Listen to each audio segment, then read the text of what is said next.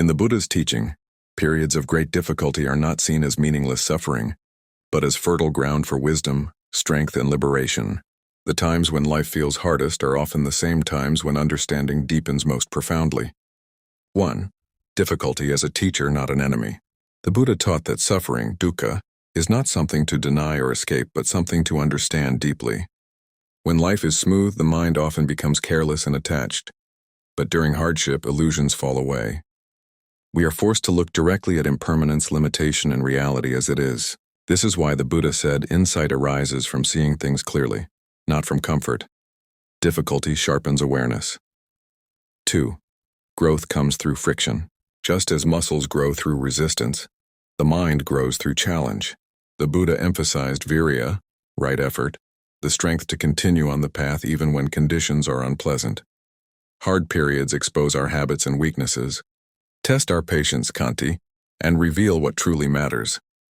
Through this friction, wisdom matures. 3. Suffering develops inner strength. The Buddha did not teach that strength comes from domination or control, but from endurance with understanding. Facing hardship without collapsing builds courage to remain present, determination to act wisely, and confidence born from having survived truthfully. This kind of strength is quiet, stable, and unshakable. 4. Difficulty reduces ego and increases humility. When life humbles us, pride softens. The Buddha taught that self-view, atta ditthi, is weakened when we experience loss, failure, or uncertainty mindfully. Difficulty reminds us we are not in full control.